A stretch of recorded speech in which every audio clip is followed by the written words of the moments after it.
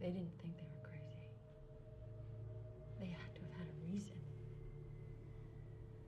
After a little more digging, I did find that their act wasn't devotional, that they were actually trying to conjure something up.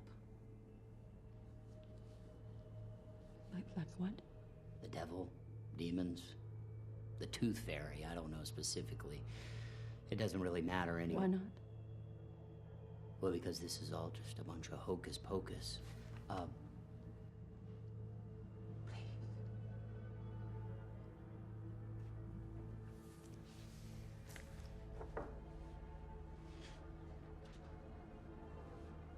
Ma'am, these were miscreants.